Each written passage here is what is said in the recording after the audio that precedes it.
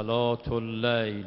عرض کردیم شخصی خدمت پیامبر اعظم حضرت محمد صلی الله علیه و آله و سلم رسید. از پیامبر سوال کرد آیا اجازه می دهید که من تقاضای مرگ و آرزوی مرگ کنم؟ به حسب این روایت پیامبر فرمودن مرگ یه چیزی است که خودش میاد، یعنی لازم نیست تو حالا درخواست کنی، ولکن باید برای مرگ هدایایی رو فراهم کرد. از جمله فرمودن برای قبر باید یک سری هدیه فراهم بشه. به قول امروز باید یک بسته هدیه فراهم کنی. این بسته هدیه 4 قسم و 4 هدیه درش هست. 4مینش نماز شب. نماز شب علاوه بر آثار و خواص زیادی که برای او ذکر کردن، ضمن اینها یه اثر دیگری هم هست و آن برای قبر انسان مؤمن نماز شب تأثیر خاصی داره. در قرآن کریم نسبت به نماز شب خطاب به وجود مقدس نبی اکرم حضرت محمد صلی الله علیه و آله و سلم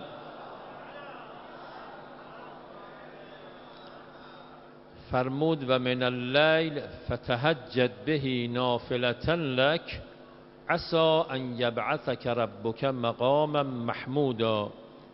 پاسی از شب را از خواب برخیز و قرآن و نماز بخون. این یک وظیفه نافله و اضافه است برای تو پیامبر.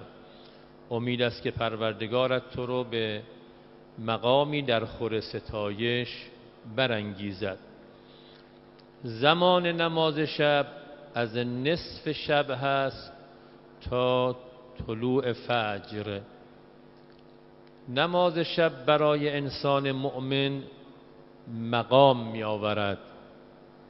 در مورد پیامبر اکرم علاوه بر مقامات دیگر، مقام شفاعت کبرا رو خدا به پیامبر عنایت میکنه.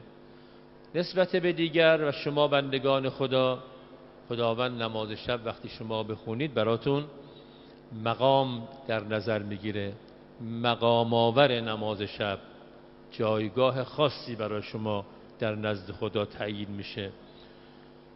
برای آثارش و برکات نماز شب آثار فراوانی رو ذکر کردن. از جمله گفتن برای قبر شما به شکل نوری این نماز شب در قبر ظاهر میشه که بحث ما فعلا هدیه قبر هست.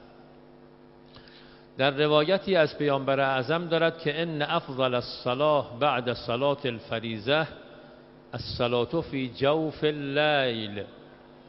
بهترین نمازها و برترین نمازها بعد از نماز واجب، پیامبر فرمودند اون نمازی است که در دل شب میخوانید شما، که منظور همین نماز شب هست.